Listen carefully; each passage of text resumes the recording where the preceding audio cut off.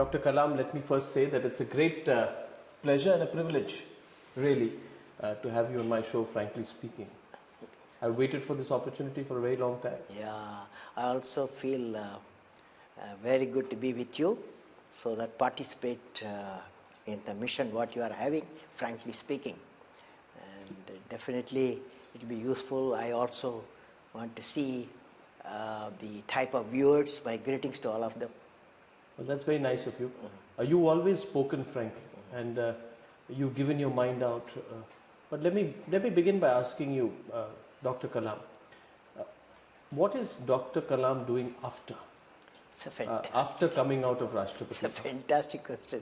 Because the reason is, 3 months gone now after I come out of the office, and very busy life. I want to live frankly, it's a very busy life.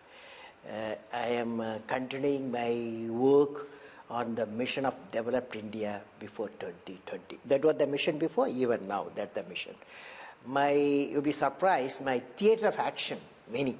The India 2020, how I am doing. Mostly the academy. I am in the academy and research now, teaching and research. First one, in India 2020, developed India, agriculture is very important area. So now for agriculture, agro-processing and biodiesel, I am working in the GP Pant Agriculture University. That's my theatre of action. Then for rural development and Pura, providing urban versus rural area, I am working Gandhigram Rural University near Dindigul. Now, third area, tele-education, telemedicine, and e-governance. Here, IIIT, Hyderabad, I am working with them. Teaching, giving lectures, interacting, and some other missions generating. Then for technology for societal transformation, every university has got technology. For technology for societal transformation, I am working with Anna University, Chennai. Then for creative leadership, you need for all of things, you need creative leadership. IIM Hyderabad, that's Indian Institute of Management, Ahmedabad. I have been asked to be a faculty there. So the focus will be the creative leadership. Then for nanoscience, nanotechnology, which is going to become a big revolution, is going to make, I'll be working, and energy, nanoscience, nanotechnology, energy, with Banaras Hindu University I'll be working. I got an invitation, so I'm going to give 5 lectures there and interact with them. Then the next area is I will be working with for saving million lives. There is an organization, Emergency Management Institute, Research Institute, Emergency Research Institute, Hyderabad. Here the mission is saving million lives. I am their distinguished professor there. I will be working there in the mission of saving million lives from the accidents. The next area, apart from working in all these areas, I have visited so far 8 states in our country, and two foreign countries I have visited within 3 months' time. I think I would have met at least 2 lakhs people, 2 plus 1, 3 lakh people I have met in the 8 states. Mostly. That is after you left Rashtrapati? After I left, 300,000 people. You seem to be more busy after leaving Rashtrapati than when you were in.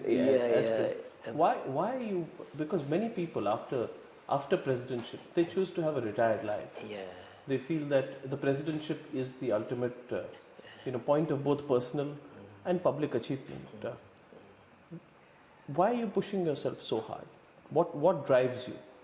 No, the Dr. vision. Kalam? You see, if you have got a vision, nice question you asked, the vision ignites the mind. The vision in front of me, the India should become a developed nation, economically developed, prosperous, happy, safe nation. Okay? That not only me, the whole youth of the nation is 54% of our population. They want to live in a happy, prosperous, safe India. Dr. Kalam, there are two American presidents who I can think of. One not so former, the second, Jimmy Carter. And more recently, Bill Clinton, who's written a fantastic book, Giving. I forget the name of Jimmy Carter's book, but both of them have also worked in different areas. But the nature of work has been slightly different. They almost form philanthropic trusts, organizations, raise money, build institutions. So around them, there is a lot of capital generation also that is going on. You're a person who works more in the realm of ideas. Do you think you will ever look into creating more of an organization around yourself? Well, rather than just work with organizations as you move I told you already, no, that the organization, theatre of action, I said, these are the theatre of my action. The university, some other university organizations. So I am working with them. So my aim is, I am very clear that developed India, economically developed India, is the mission of India. Vision of India. It's not Kalam's vision of India. That means the people, my mission is how to energize, how to ignite the minds of the people, and it has happened, it will happen. What is the thing that holds India back, Dr. Kalam, in your view?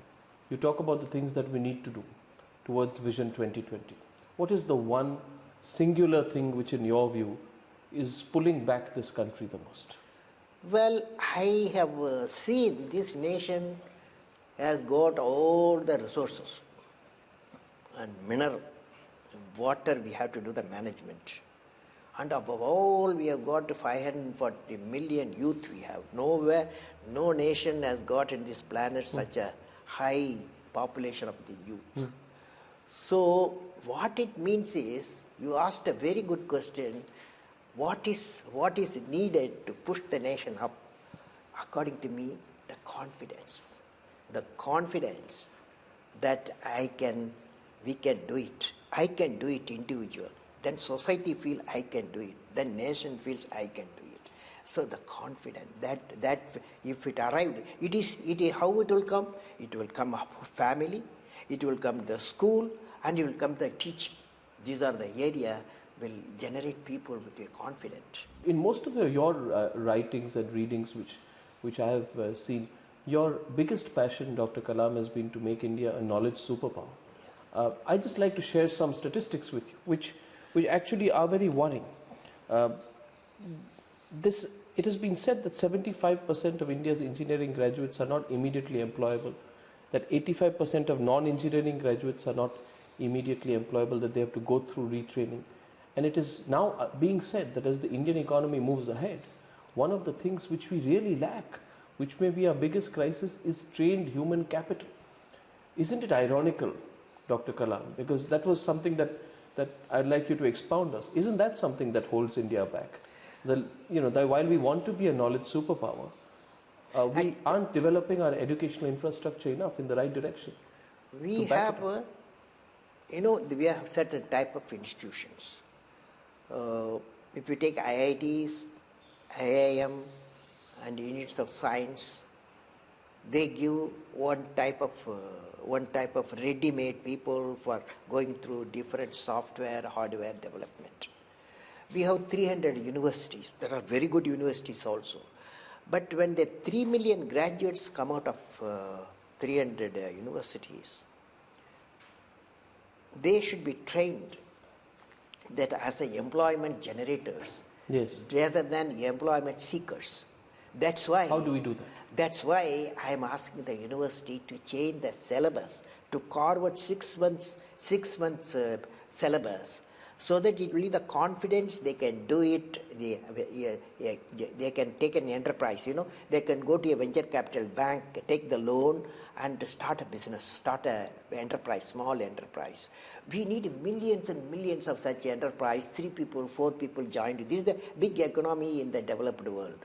So I have suggested the university education system and also government, time has come, a venture capital should come in a big way. All the banks should be having very friendly venture capital business they must do.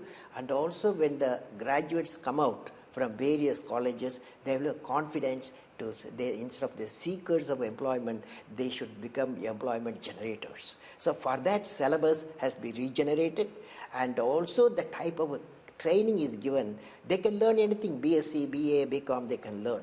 But when they are doing BA and when they are learning, 6 months we called out, so that a degree, a diploma will say he has got the following expertise, a uniquely expertise.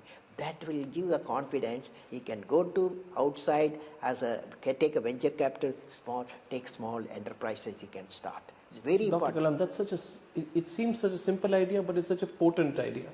Now, you can make such a change if you can make that happen. There is no better brand ambassador for India becoming a knowledge superpower than you, Dr. Kalam. You're widely accepted, hugely regarded and respected.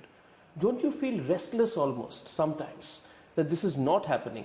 Because a person of your eminence shouldn't just ask for the change. You should push the change. Dr. See, Kalam, what can you do to make it happen in our lifetime? When you say that I am in the university system now, I told you there are 8 places I'm working now. So definitely I will playing a very important role in the generation, in the proper syllabus, so that the people, when the graduates come out, they can be the employment generators. Now let us go to India 2020, developed India. Now the developed India, what does it mean? Developing, including the point what you have asked me, when you say economically developed India, it has got 10 components. I imagine 10 components. The first one, a nation where the rural and the urban divide has reduced to a thin line. You agree? That's very important. But there should not be, because there are nearly 600,000 villages we have. But it's not happening. No, it has to happen. It has to happen. That's the idea of telemedicine. I'm coming to telemedicine, teleeducation. That will give the connectivity. The next area is adequate access to energy and the quality water. Energy, quality water. This is the second area. This is very important. Third area, a nation where agriculture, industry and services sector work together in symphony. Now 3 directions. They have to work together in symphony. Each one assists there. For example, education and with value system is very important. Whatever we do, a nation where education, the value system is not denied to any meritorious candidate because of societal or economic discrimination. This is very important. Then a nation which is the best destination for the most talented scholars, scientists and investors. This all has to happen in a developed India. The next one, a nation where the governance is transparent. And responsive and corruption free. Now we may ask some question on that. A nation where poverty has been totally eradicated, illiteracy removed, and crimes against women and children are absent, and none in the society is alienated. Then I imagine a nation that is prosperous, healthy, secure, devoid of terrorism, peaceful, happy, and continuous with sustainable growth paths. Dr. Kalam, you are perhaps there was Zakir Hussain, there was Radhakrishnan, and then there was Dr. Kalam, who weren't professional politicians holding the highest office in this country. Do you feel, A, that your not being a professional politician helped your becoming a people's president? Because I'd like you to look back now and say that suppose you were a retired politician who became president, as opposed to a career technocrat who was chosen to become president. Does it make a difference in the way you think, in the way you approach things? See, I believe the following. Every president in the Rashtrapati Bhavan, I have studied all of them. From few of them politicians, few of them professional lawyers, few of them judges, and few of them for example, I am from the science and technology part of it. And varied spectrum they have come. Each one, when I study them, they have brought some core competence, left it there. Yes. Left it. So it's the integrated effect of the core competence, Rashtrapati Bhavan, integrated effect of core competence. Now, if you say that uniquely you are what you call people's president, best president, all this if you say attribute it, I don't have a comment on that because it's a people's choice, okay? Only I can say I have worked in these following areas, I can say that. But did you deliberately, this epithet has not been made by you, Dr. Kalam, but it has come to you of being a people's president. Can you tell me in your own self-assessment, you're a man of such scientific temper, what is it that people saw in you that they called you a people's president? See, What was it about your term as president that they call you the only people's president? I tell you, as for the people's view on me, very difficult for me to say how they view it like that. Yes. Only I can perform. Only in various way I can perform. You can ask me what I performed, that's all, I can answer that question. Then you can relate that question to what people say. Yes. I want to understand your mind. I want to understand the mind of Dr. Kalam. Dr. Kalam, let me take you to some moments and I'd like to know from you what was going on in your mind and how you looked upon that moment when it was being lived on through you. First, I'd like to take you back to, I think, 10th or 11th May 1998, Pokhran 2. You were seen as, I know you may have been asked this question several times, but let me ask you again. When that happened, I remember a newspaper headline the next day said, explosion of self-esteem. You may remember that as well. How do you look upon that event, your own role, and what impact it has had on the India of today, since we are 9 years down the road? See, India, I believe two things happened. In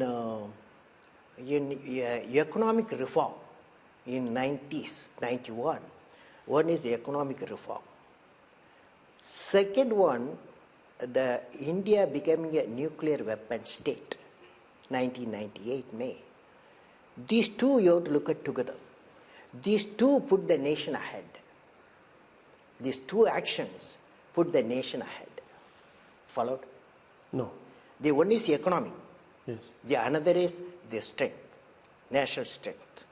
This both combination brought the nation to the progressive path.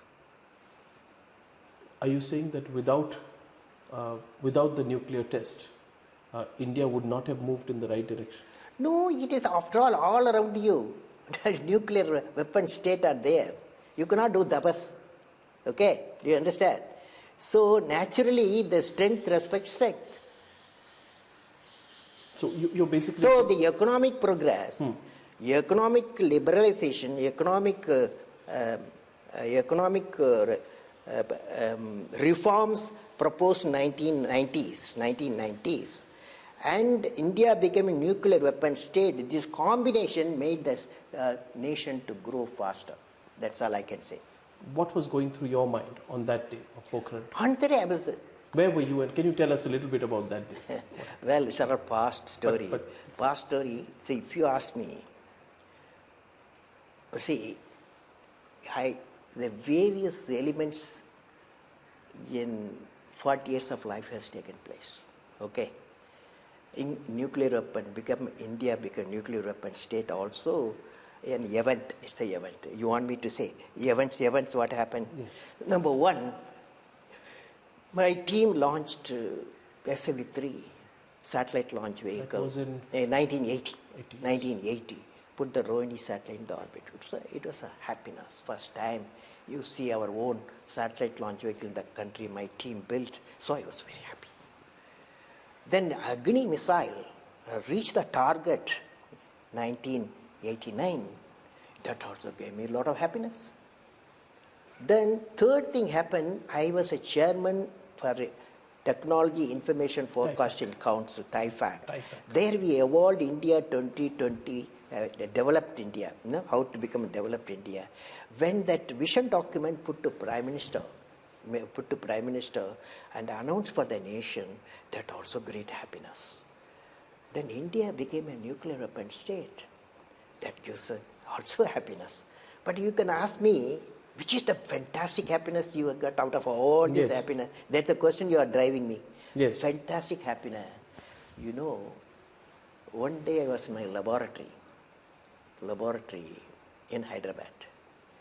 Then one doctor came. His name is Professor Prasad. He comes to my laboratory, sees a material used for as a heat shield for Agni. He touches the material, lifts the material. He says, so light, material so light and so strong. He took me to his hospital, orthopedic hospital. He showed me nearly 30, 40 people, young people below 15 years. They were having the calipers. It's called FRO, calipers, wooden calipers, weighing 4 kilograms. He told me, such a fantastic material this you are having. Why not you help these suffering children? Then we moved it, we make a mold within a week's time. We made a calipers, 400 grams, 4 kilograms, 400 grams. The children wore that. When they wore that, within 10 days' time, children started running, such a light one. The parents were in tears. That tears gave me fantastic happiness.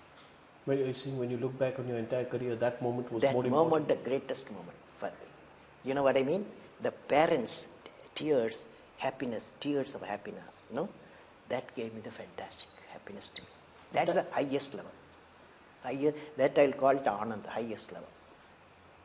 Dr. Kalam, in any person's career in life, especially of a person whose experience is as vast as yours, there are monumental events and there are some questions that remain unanswered.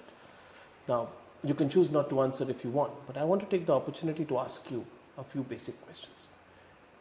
It was said, and let me tell you what was said, you know what was printed, what was said when you became president is that Dr. Kalam is perhaps the best candidate that one could have for the job of Rashtrapati Bhavan, but he's an independent-minded man. And the one worries everybody has sometimes of keeping a president who's independent-minded is, will he listen to the government when he needs to? Was that something which ever crossed your mind, A? B, when you were president, did you ever feel stifled? Were there any moments of self-doubt in your 5 years in Rashtrapati Bhavan? Well, many times I have to take decisions. And so when making a decisions, the best guidance is Constitution. Constitution gives the best guidance. So I believe in consultation. When any difficult situation I take a decision, I invite people, concerned people, they discuss, debate, sometime I give the decision what is right. Most of the time I give a decision what is right. So throughout I was in that 5 years period, I had a happy mind. That was I can assure you. Because of the surroundings, because the type of decision. Once your mind says what is right you are doing, you'll be happy. Dr. Kalam, let's not look back, let's look forward. You've been an exceptional leader. Even before you became president, the one thing which has always been told about you is that you've been a brilliant team person and a fantastic leader. What really is leadership in your view, A? And if you can, later, and you don't want to be diplomatic, but do we have the kind of political leadership that we need to have to take this country? First, I have worked with great leaders. I had a fortune to work with great leaders. First, I will define the great leaders. One or two, I will go into details also. From that, you can imagine. The following qualities should be there. If you're a great leader, he should have the following qualities. Number one, leader must have a clear vision. Vision for the nation, vision for science, vision for industry, vision for social upliftment. A vision. Next one, leader must know how to manage success or failure. Because always you have to face through the problem, national problem. There will be a success and failure. Now, I tell you an example how my guru, that is Professor Satish Dhawan, managed a success, managed a failure. 1979, in August, there was a launch. It was a failed launch. Certain thing, I was the project director, program chief, mission director. Then I was the control center. I took the decision to launch, and then it was a failure. It went to Bay of Bengal instead of putting the satellite in the orbit. The same morning, we had a press conference. My guru Satish Dhawan told me, I am going to handle, you come with me. He took me to the press conference. There he said, yes, it's the first launch we have done, it's a failure. And I am going to give full support to the scientists, technology staff, and ensure in 1 year time we will have a successful flight. There was a lot of criticism, media, 20 crores you put in the Bay of Bengal. Like that, there was a lot of criticism. He answered all the answers. You know what he has done there? Even though I am the project director and program chief and the mission director, he took the failure. He took the response for a failure.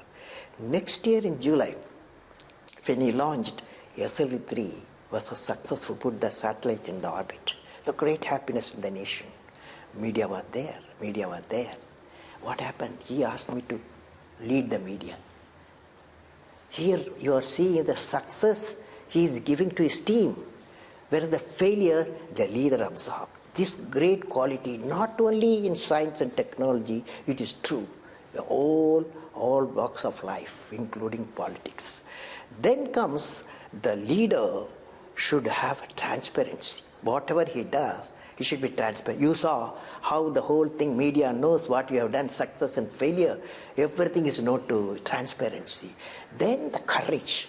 Leader must have a courage to take decision. When a failure occurs, success occurs, courage to decision. Last one must be able to travel into an unexplored path.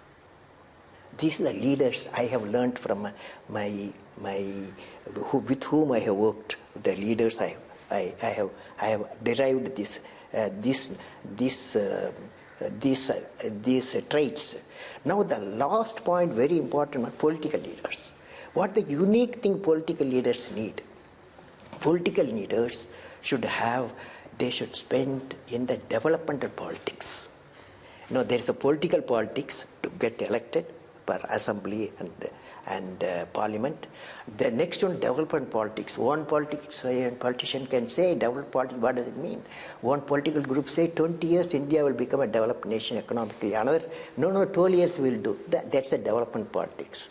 But my view in the parliament, I said, we have to spend our political leaders, spend more time in the development. But it doesn't happen. Dr. Kalam, isn't it disappointing today that even up to this point, when people like you are talking about Vision 2020, Indian politics is still determined principally, whether we like it or not, on the lines of caste and religion?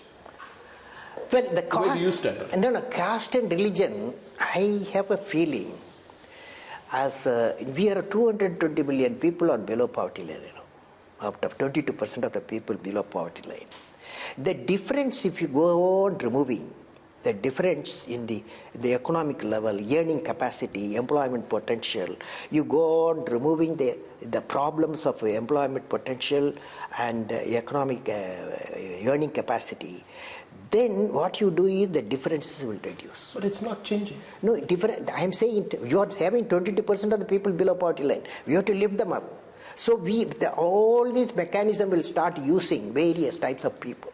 What I believe is, as early we go as a developed nation, economically developed nation, definitely the differences and the disappointments will go on reducing. Well, I remember something which you said, and I want you to explain that today. I think it was 2004, and if I'm wrong, correct me with the quote. I remember you saying something to the effect that this country is not going to be judged by temple, mosques or gurudwaras, but by the quality of education, development and use of natural resources. This was basically the gist of something you said in 2004. What was the message you were sending out? The message I'm saying is we have to build that India. When I was talking at that time, the context is I was talking India 2020. The 10 points I putting forth, the 10 points, how the nation will look like by the year before the year 2020, if it be a nation developed. At that point, I say we should concentrate. We should concentrate economic development, and that means the education, healthcare, and various economic activities should increase. So that is the most important thing. Always they decide who made the nation great by becoming a developed India. That's the bigger mission compared to any other thing. No, truly. No, there is no doubt about that. But were you also sending out a message to those politicians? That's the message. That is, you concentrate on a economic development. Economic development you concentrate. No, but Dr. Kalam, now tell me, you can also turn around and say you're too young, why are you giving me this? But Dr. Kalam, you are a brand ambassador for a lot of things that India has done right. Why do you only tell politicians what they should be doing? Why don't you tell them what they should not be doing? Because maybe if you say it openly, they'll listen to you more. You have the moral authority in this country today. I have a website, www.presidentofIndia.nic. Now the present my website www.abdulkalam.com. If you see, most of the time I am addressing all sections of society, political leaders, technologists, scientific leaders, myself I am addressing for myself, and also student community. I am addressing always integrated way I am addressing. So there's no shortage of I have given so far 12 addresses to the Parliament in 5 years' time. You just see that addresses, you will know that what type of indications I have given, the type of reforms we need in societal reform. Just now you read that. True. So economic development should be the focus. Poverty removal should be the focus. Dr. Kalam, just before I wrap up, I want to take you back a little bit, because you're also a self-made person. You've come from humble roots and you've come up, you're a symbol of great personal achievement for a lot of people. Do you look back on where you came from, and are you still in touch with your wider family? And it's often said that you've kept a personal life completely in the background. Do you get enough time for yourself between all your work, and do you get to rest? Oh yes, rest. What is rest? Rest is you do your job happily. It gives rest. A mission you accomplish gives a rest. You talk to very, very, very unique personalities, and you exchange intellectually. It gives happiness. You talked the other day. I was talking to 60,000 people in Madhya Pradesh. The children asked me a lot of questions, 15-20 questions. The way they asked the question, I can see the intensity, that how they want. You'll be surprised. 10 years back, when I was addressing the children, the youth, they will ask me when I can sing a song of India. When I can sing a song, you know what I mean? When I can sing a desperation. When I can song of India. They want to sing a song of India in 10 years back. Today they are asking me what I can do for the nation developed. What I can do. You see, the change is taking place. The youth, they want to contribute for the national development. Previously there was a desperation was there. When I can sing a song of India. Now they are saying what I can do for my country. Not only here, even wherever you go out abroad, wherever Indians are there, the same type of thinking going on, what I can do for India. Now it's time for our nation to converge all the potential strength of the youth, ignited mind of the youth, the most powerful resource on the earth, above the earth, under the earth. 90% of this country wanted you to have a second term as president, Dr. Kalam. They wanted you to be president again. Well, you said democracy. We are in democracy. We are having a constitution. When you read those reports, just tell me, when you read those reports, you must have seen the newspapers. Surveys being done, reports being done, interviews, people being asked. Everybody said, forget the politics. The people of this country, if they could elect another president, it would be president. It is sort of over now. There's no point talking about it, because democracy does something. But you have a guidance constitution. So you are a democratic nation. You are a guidance constitution. You go by that. But there was great adulation for you. It was love. It was people's love which showed up. That's okay. I will return the love many ways. I meet them, talk to them. I will give them fantastic dreams and purpose of life. So I will return.